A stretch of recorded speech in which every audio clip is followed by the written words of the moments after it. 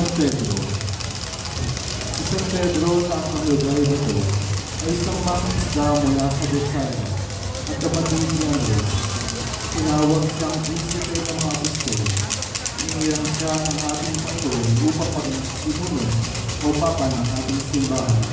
Kung itihag na ang kanyang pananalig sa anak ng Diyos. Hindi ka ni Jesus.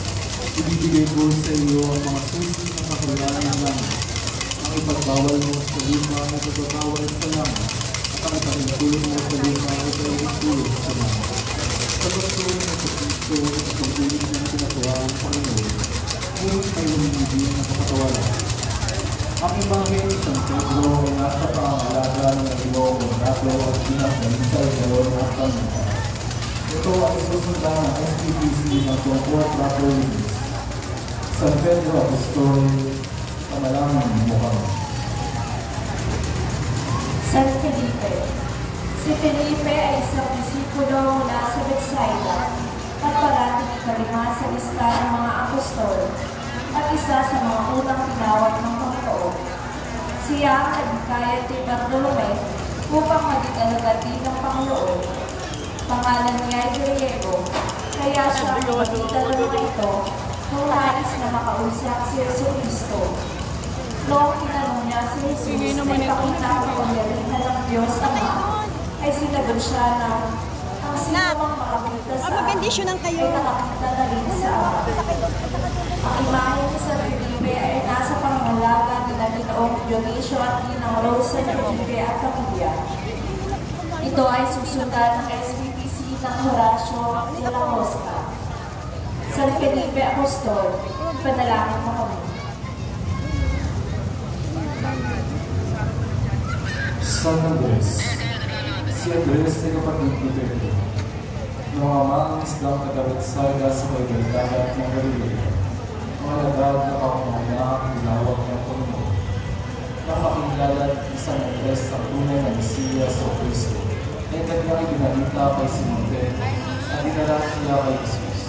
Kina Pedro at Andres ay sinabi ng Panginoon ng katawan ito, "Naging nakaluwag sumunod sa akin. Gagawin ko kayong mga isda ng tao."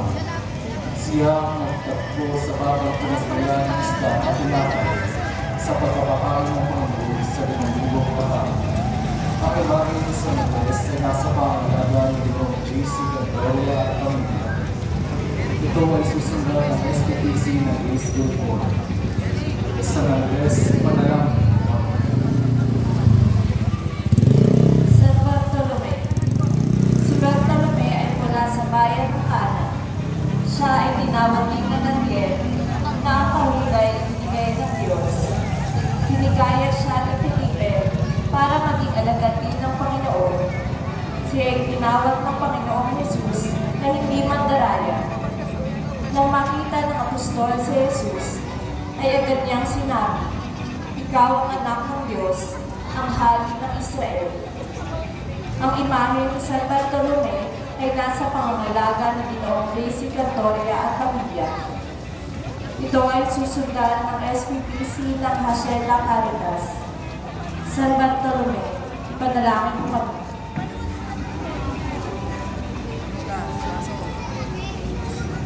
San Judas Tadeo.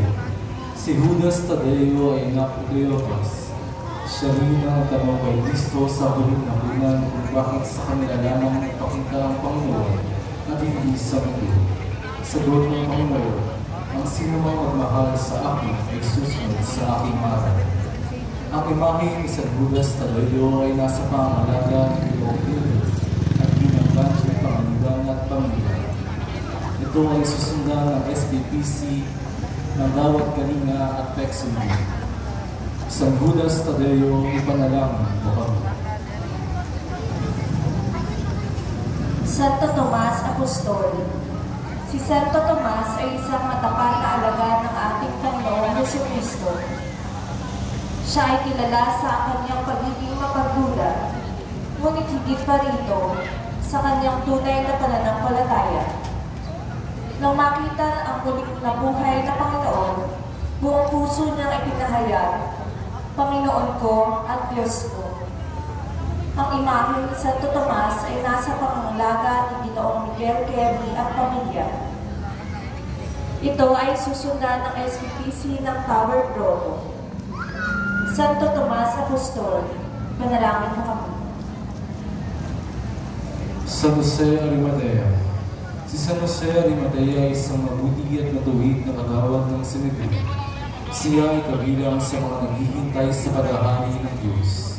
Hiningi niya kahintulot na kunin ang bangkay ni Jesus upang siya ay mabalot ng katawan nito sa isang bagong kain ninyo na kanyang binili at inilibing sa sariling libingan na inukas sa bato.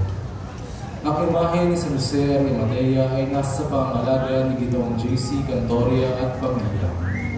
Susundan ito ng SPPC ng Serata. San Jose Arimatea, ipanalangin mo kami.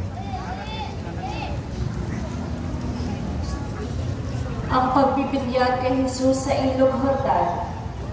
Nagdatingan ng mga tao mula sa mga lungsod upang pakinggan magturo si Juan, at siya ay nakilala bilang Juan Bautista. Alam ni Juan na si Jesus ay hindi makasalanan at hindi kailangang magsisi.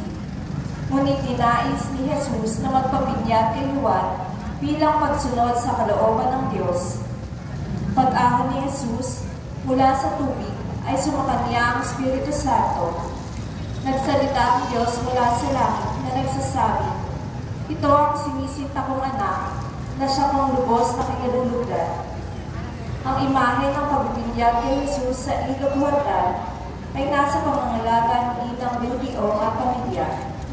Ito ay susundan ng SPPC ng Paradise View. Ang kasalan sa Kana. Sila Jesus ay pumunta sa Kana, ang bayan ng Daniel. Naimbitahan sila sa isang kasalan doon. Imbitado rin sa kasalan nila si Maria, ina ni Jesus. Nang mapansin na paus na ang alak, lumapit si Maria kay Jesus at sinabi niya, "Wala na silang alak." Tumugon si Jesus at sinabi, "Babae, anong kinalaman ninyo sa akin at sa iyo? Ang aking oras ay hindi pa dumarating." Ipinaubaya ni Maria sa kanyang anak ang gagawin at sinabi sa mga nagsisilbi, "Gawin ninyo anuman ang sabihin niya sa inyo." Sinabi ni Jesus sa mga nagsisilbi, "Punuin ninyo ng tubig ang mga banga." Sa kasalan sa Kana naganap ang unang himala ni Jesus, kung saan ginawa niyang alak ang tubig. Sa pamamagitan nito'y inihayag niya ang kanyang katakilaan at nanalig sa kanya ang mga lagat. Ang imahe ng kasalan sa Kana ay nasa pangalaga ni Ginang Binyang Casas at pamilya. Susundan ito ng SPPC ng Mako. Si Jesus at ang babaeng Samaritana. Habang si Jesus ay namamahina noon sa tabi ng isang balon ng Samaria, isang babaeng Samaritana ang dumating upang sumalab ng tubig. Humiling si Jesus sa babaeng Samaritana na bigyan siya ng tubig. Ngunit sinabi sa kanya ng babaeng Samaritana, "Paano nangyari na ikaw ay isang Hudyo, ay humihingi ng mainom sa akin na isang babaeng Samaritana?" Ito ay sapagkat hindi nakikisama ang mga Hudyo sa mga Samaritano. Siya ay pinapahayagan ni Jesus tungkol sa tubig na nagbibigay buhay. Sinabi sa kanya ng babae, "Ginoo, nakikita ko ikaw ay isang propeta. Nalalaman ko na darating ang Mesiyas. Pagdating niya, ay ikahayag niya sa amin ang lahat ng mga bagay." Sinabi sa kanya ni Jesus, "Ako nga iyon, na kumakausap sa iyo." Ang imahe ng si Jesus at ang babaeng Samaritana ay nasa pangangalaga ni Ginang Estre Figueroa at pamilya. Ito ay susundan ng SPPC ng Gumaang Press.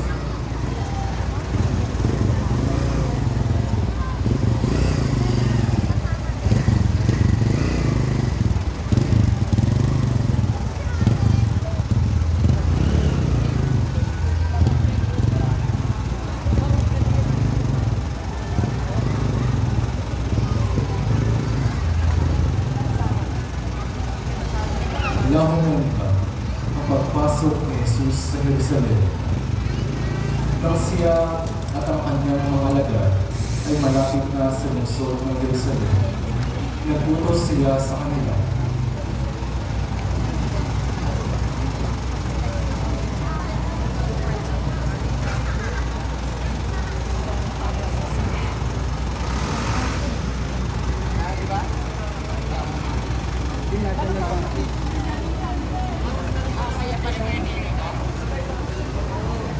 Lahumenta ang pagpasok ni Jesus sa Jerusalem. Nang siya at ang kanyang mga alagad ay malapit na sa lungsod ng Jerusalem, naglutos siya sa kanila na kukuha ng isang asno upang masakyan niya. Nabalitaan ng mga taong dumalo sa pista na patungo sa Jerusalem si Jesus. Kumuha sila ng mga kalaka ng pala at lumabas sa lungsod upang sila sa lubungin. Marami sa kanila ang naglatag ng kanilang mga balagad sa daraan nila. Kasunod ang kasabay ni Jesus sila nagsigaw, Hosana, Hosana, mapalad ang pumarito sa ngalan ng Panginoon, Hosana sa kaitaas ka. Ang imahe ng Lahumenta ay nasa pangalaga ng Baby Valenzuela at sa alaala ng Limang Ramon Valenzuela at Pamilya. Susundan ito ng SBPC ng Robles 2.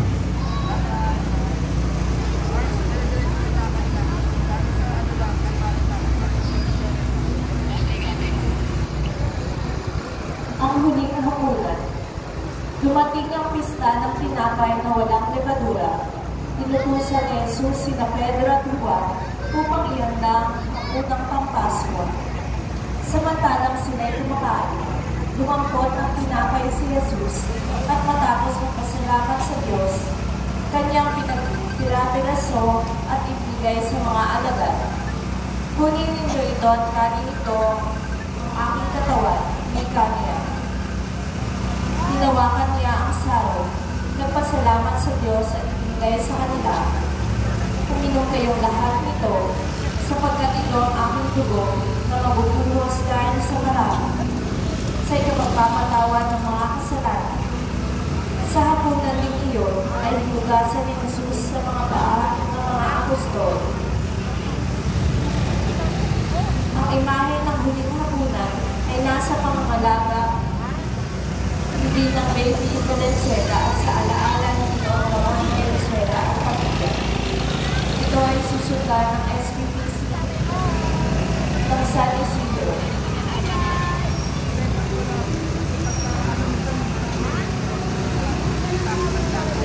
Ang panalangin sa halaman ng Jerusalem, gaya ng kanyang nakahulugan, umalis si Jesus kasama ang mga alagad. Pumunta sila sa ibabaw ng Valley sa Cebu at pumasok sa isang alamanan na tinatawag na Gethsemane. Doon siya nanalangin. Ipinasama ni Jesus sa panalangin sina Pedro, Santiago at Juan sa dako karoon ng alamanan. Nang magbalik si Jesus at dinatnan niyang natutulog ang tatlong alagad, kanyang sinabi, "Magpuyat kayo at manalangin upang huwag kayong mag-ulit ng tukso. Ang Espiritu ay nakahanda, ngunit ang laman ay mahina." Nagpakatilaba si Jesus at nanalangin, "Ama ko, kung maaaring layo sa akin ang sabang pagkirap na ito. Gayun pa man, huwag ang kalooban ko, kundi ang kalooban mo ang mangyari." Nagpakita kay Jesus sa isang anghel mula sa langit at pinalakas ang loob niya. Tigib ng hapis siya ay nanalangin ng lalong taimtim. Tumulo sa lupa ang kanyang pawis na angin, malalaking patak ng dulo. Ang imahe ng panalangin sa halaman ng Gethsemane ay nasa pangalaga ng Esperanza de Lassie at Pamilya. Susundan ito ng SBPC ng Paradise Farms.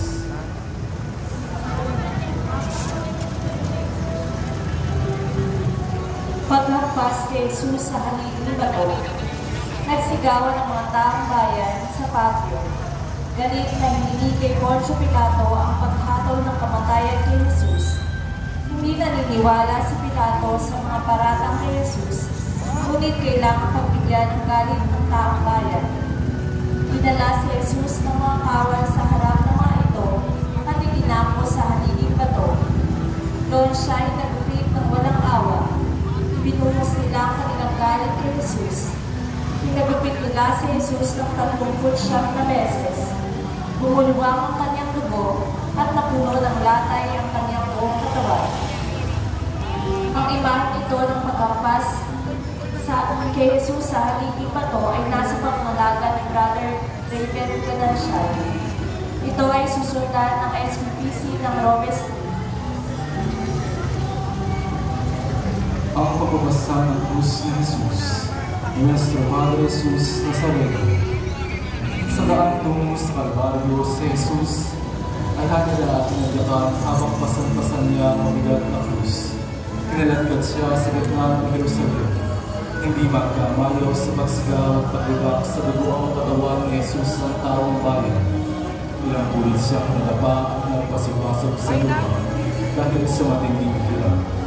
Nawala ng lakas si Jesus ng dahil sa luto, uhaw at kirot ng mga sugat na kanyang itinamo. Paglabas nila ng lungsod, kanilang nakita sa lalaking iman sa Simon Serene at pinipilsan sa kanya ang krus ni Jesus. Hindi na alintangan ni Jesus ang kanyang pagbasa ng krus na kanyang nadama at bigat ng damdamin na makakawaihang matangis sa kanya. Walang pagtangging dinala ni Jesus ang krus patungo sa bundok ng Golgotha, ang lugar ng kanyang pagpapakuhan at lugar ng kanyang kamatayan. Ang imahe na pagbasa ni Jesus sa krus ay nasa pangalaga ng liturgical design ng parokya ni San Pedro Apostol at sa alaala ni Dimong Ramon Valenzuela. Susundan ito ang SBPC ng North Diamond.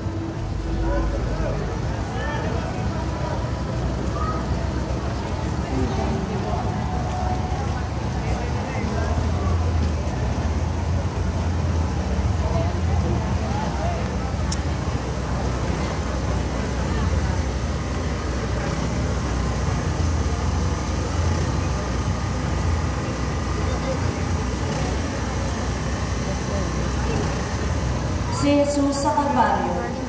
Noong may pako na nila ang mga kamay at paa ni Jesus sa krus, ay tinayonit na nila ito. Ipinako rin nila ang dalawa pang lalaking magnanakaw. Gumawa si Pilato ng isang karatula at inilagay sa krus ganito ang nakasulat: Si Jesus na taga Nazaret, ang hari ng mga Hudyo.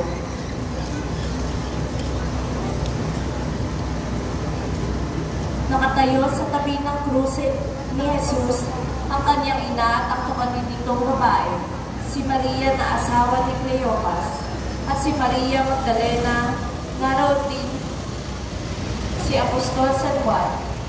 Nang makita ni Jesus ang kanyang ina at ang minamahal niyang alagad na nasa tabing ito, ipinagbili ni Jesus kay Juan ang kanyang ina. Sinabi niya, "Hina, narito ang iyong anak." At sinabi niya sa alagad, "Narito ang iyong ina." Mula noon, natira ng alagad na ito sa kanyang bahay ang ina ni Jesus. Nang magtatanghaliang tapat na, hanggang sa ikatlo ng hapon, nagdilim sa buong lupain, nawala ng liwanag ng araw, at ang tabing ng templo ay napunit sa gitna. Sumigaw ng malakas si Jesus, "Ama, sa mga kamay mo'y pinagkakatiwala ko ang aming espiritu." At pagkasabi nito, iniyuko niya ang kanyang ulo at nalagon ang kanyang hininga. Ang imahe ng si Jesus sa Kalbaryo ay nasa pangangalaga ni Ginang Baby Valenzuela at sa alaala ni Ginoong Ramon Valenzuela at pamilya. Paghahanda sa libing ni Jesus. Pagsapit ng dilim, dumating si Jose, isang mayamang taga-Arimatea, tagasunod din ni Jesus. Hiningi niya kay Pilato ang bangkay ni Jesus.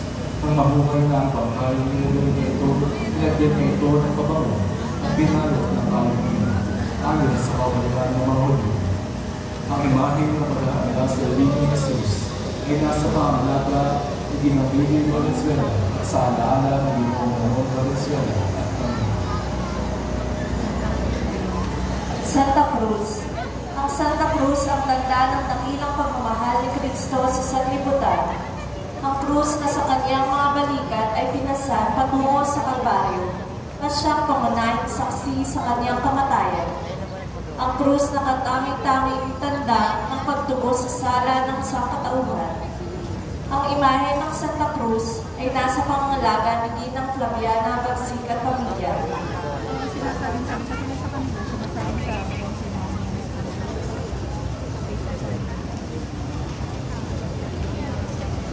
Labieta. Ang labieta ay isang imahe ng Birhen Maria na tama ng labing ng namatay ni Jesus sa kanyang kandungan. Ang salitang beta ay nagsimula sa salitang Italiano na titi na mabugang awa at sa salitang Latin na peti na ang ibig sabihin naman ay kabangalan. Binibigyan ito ng kabuuang pagkahulugan ng kahabagan at debosyon mula sa paglalarawan ng isang inang si Maria at matandang namatay na anak sa kanyang kandungan. Bakas ang pagkahabag na ina sa kanyang namatay na anak. Ang beta ay isa ring simbolo na kahit matapos sa kamatayan ni Jesus, ang pananampalataya ng kanyang mga alagad at tagasunod ay kailan na hindi niya kukulang. Ang imahe ng labieta ay nasa pangalaga ni Ginang Rowena Napile at Ginang Malvin Bardos at pamilya. Susundan ito ng SPPC ng Mayong Lourdes.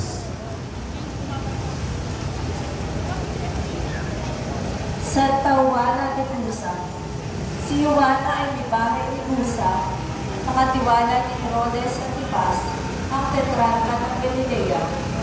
Kabilang siya sa mga babaeng tumustos sa pamamagitan ng kanilang mga ari-arian sa mga pangangailangan ni Jesus at ng kanyang mga alagad.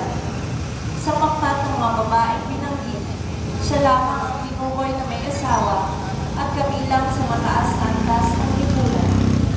Batay sa katotohanan ito ukol sa kanya, maaaring isipin iniwan niya ang kanyang asawa at mataas sa kalagayan sa lipunan upang maging tagasunod ni Jesus. Ang imahe ni Santa Juana de Cusa ay nasa pangangalaga ni Noong Rodel at Ginang Agnes de Rasco at pamilya. Ito ay susundan ng SPPC ng Graceville 2. Santa Juana de Cusa, panalangin mo kami. Santa Maria ni Juan Marcos. Si Maria ni Juan Marcos ay isa sa mga tagasunod ng ating Panginoon Jesucristo. Noong kanyang pangministeryo, buong puso niyang inihandog ang kanyang tahanan na siyang pinag-ausan ng huling hapunan. Ang lahat ng kanyang mga ari-arian ay kanyang ipinagpili at nilaan para sa unang pamayan ng Kristyano. Bilang tanda ng kanyang pagtibahagi sa huling hapunan, makikitang hawak niya ang kamis, kabilang na mga susi na sumasalisad sa kanyang tahanan na kung tawagin niya Senado na hanggang sa ngayon ay nakikita sa bundok Sion. Namatay siya ng salat sa material na yaman, ngunit puspos ng biyaya ng Diyos. Ang imahe ni Santa Maria ng Juan Marcos ay nasa pangalaga ng Ginang JC Catoria at pamilya. Susundan ito ng SPPC ng Dumautis. Santa Maria ng Juan Marcos, ipanalangin mo kami. Santa Maria Putina na Samaritana. Si Santa Putina na Samaritana ang babaeng nakausap at ni Ate Jesus ng kung ito ay ipapakita sa Salvador malapit sa lungsod ng Sikala. Santa Maria de Betania. Si Santa Maria ng Betania ay kapatid ni Lazaro at Marta. Siya ang nagpamalas ng pagpipirang pagmamahal kay Jesus at siya ay laging handang makinig at tumalima sa mga mangaral ni Jesus. Santa Susana. Si Santa Susana ay nakasama nila Santa Maria Magdalena at Santa Juana de Cusa sa paglilingkod kay Jesus. Katulad ng mga kababaihan ng Jerusalem, ay lubhang mahalaga ang kanilang kampanya, lalo higit noong si Jesus ay naglaban bago sa krus, na kung saan halos lahat ng kanyang apostoles ay iniwan siya. Ang imahe ni Santa Maria Putina la Samaritana, Santa Maria ng Betania, at Santa Susana ay nasa pangangalaga noong JC Catoria at pamilya. Ito ay susundan ng SPPC ng Skyline.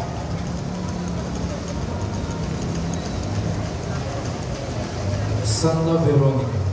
Si Santa Veronica ay kilala bilang ang babaeng tiniboy sa mabuting balita na 12 taon nang dinulubo at hindi mapagaling ng kahit na sino. Nung makalapit siya kay Jesus, hininto niya ang laylayan ng kanyang damit at siya ay gumaling. Siya rin ang babaeng nagabot ng tulong sa ating Panginoon habang ito'y patungo sa Kalbaryo. Nakilala si Santa Veronica sa kanyang pirang nang manarawan dito ang duwang mukha ni Jesucristo. Dahil dito, siya ay nilalagay ng Veronica na nangahawag ang tunay na larawan. Ang imahe ni Santa Veronica ay nasa pangalaga ng Ginang Guillermo Reyes at pamilya. Susundan ito ng SPPC ng Mortgage Groves Buildings. Santa Veronica ay panalangin. Santa Marta ng Betania. Si Santa Marta ng Betania ay ang kapatid na Santa Maria at San Lazaro na taga-Betania. Sinasabi ng ilang pananaliksik na maaaring si Marta ang panganay, kaya makakila siya ang nag-aasikaso ng mga patay-patay at minsan ay unang minamangkin sa kanilang tatlo. Mapagpatuloy si Marta. Masipag siya at parang hindi naubusan ang ginagawa. Abalang-abala siya tulad na lamang noong minsang dumalaw si Jesus. Nagplano siya agad ng maraming espesyal na pagkain para sa kanilang dalang bisita at marahil para sa mga kasama nito. Ang imahe ng Santa Marta ng Betania ay nasa pangangalaga ng Ginoong Gilbert Velasco at pamilya. Ito ay susundan ng SPPC ng Santibil. Santa Marta ng Betania, panalangin ng Panginoon. Santa Maria Oyope. Si Santa Maria Oyope ay kilala ng Santa Maria Oyope na asawa ni San Cleopas, na kapatid ni San Jose na ama ng ating Panginoong Jesucristo. Si Maria Oyope ay ng Apostol Santiago at Apostol Lunas Tadeo. Ayon sa kasulatan, si Maria Oyope ay kasama ng ating Virgen Maria na siya daw ang kanyang kapatid na nasa paanan ng ating mahal na Panginoong Jesucristo. Nung ito ay nakakakasal, isa si Maria Oyope sa kanyang Maria na nakapagsis sa naging pagkabuhay ng ating Panginoon. Ang imahe ng Santa Maria Oyope ay nasa pangalaga ng inyong kabilagasin at pamilya. Susunod ito ng SPPC ng Francisco Hope School. Santa Maria Oyope, panalangin. Santa Maria Salome. Si Santa Salome ay kinikilala bilang may bahay ng Zebedeo at ilalim na Apostol Santiago at Juan. Kabilang siya sa mga babae nasa paanan ng Cruz. Pagdaraan ng araw ng pamamahilang, si Maria Magdalena, si Maria Magdalena Santiago at Jose, at si Salome ay bumili ng pabango upang ipahin sa bangkay ni Jesus. Nang sila ay nagtungo sa pinagbibigan ni Jesus, daladala ang kanilang umundog na pabango. Nakita nilang wala na ang nakatakot na bato at sa loob ay may isang binatak na nararamdaman ng makasisilaw na puling-gabi. Sila ay natakot at nalaman nilang si Jesus ay nabuhay na muli. Patakbo sila ng si Alice at pinalita ito sa ibang kasama. Ang imahe ni Santa Maria Salome ay nasa pangangalaga ni Ginang Estrellita Paredes sa pamilya. Ito ay susundan ng SPPC ng Grace Victory. Santa Maria Salome, panalangin ng Panginoon. Santo Isidro. Ang Santo Isidro ay isang imahe na nagsisis ng lalarawan ng kanyang pagkakamay. Ang imahe nito ay nakahinay at may mga marka at sugat na kanyang pagpapakasama sa Kalbaryo at pagpapakaw sa krus. Sa banal na kasulatan ng Luhan ni Estrella de Galileo, ang banal ni Jesus at ilagay nito sa isang malinis na kamilin at tinagay sa sariling bagay ni Pina na kanyang gulit sa bato. Ang imahe ng Santo Isidro ay nasa pangalaga ng Ginoong Oscar de la Cruz at pamilya. Susunod ito ng extraordinary ministers of the Holy Dominion at ang relasyon ng Puma Dominion.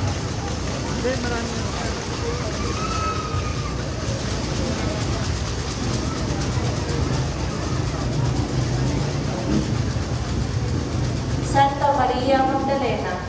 Si Maria Magdalena ay isang babae na pinagpalayasin ni Jesus ng 7 demonyo. May mga palagay na maaaring nanggaling si Maria Magdalena sa siyudad ng Magdala dahil sa kanyang pangalan sa banal ng kasulatan. Nasaksihan ni Maria Magdalena ang karamihan sa mga pamilyari sa pagpapako kay Kristo. Naroon siya sa paglilitis kay Jesus. Narinig niyang gawan ni Poncio Pilato ang hatol ng pamatayan kay Jesus at nakita rin niyang paluin si Jesus ng berdugo at hiyain ng mga tao. Isa siya sa mga babae na nakatayo malapit sa krus ni Jesus, kasama nila San Juan at Birhen Maria. Ang imahe ni Santa Maria Magdalena ay nasa pamahalaga ni Ginong Roque at Itang Baby del Rosario at Pamilya. Ito ay susundan ng SPPC ng India San Jose. Santa Maria Magdalena, panalangin kami. San Juan. Si San Juan ay anak sa Galileo at Isabel. Tulad ng kanyang ama, siya ay isang mga isda bago niya binahang ang landas ng pagsunod kay Jesus. Nauna siyang naging tagasunod ni San Juan Bautista, subalit nanakis siya kay Jesus. Nang maging tagasunod siya ni Jesus ay nakilala siya bilang pinakamamahal na alagad. Si San Juan ay kasama sa San Pedro at Santiago Apostol na kanyang kapatid. Nang maging saksi sa niwalang ginawa ng Panginoon, sa tuwing guhit ng larawan ng Apostol, lagi kapakitan sa San Juan ang pinakabata sa lahat ng Apostol. Si San Juan lamang ang naging kasama ni Maria at iba pang mga kapatid na sumunod si Paanak ng Cruz, kung saan namatayan natin Panginoon Yesu Cristo. Ang imahe ni San Juan ay nasa pangalaga ni na Ginoong Reynaldo, Ginang Gloria, Andrea at Pamilya. Susundan ito ng Dumao, ang SPPC ng Dumao sa Dumao. San Juan Evangelista ay panalangin ko.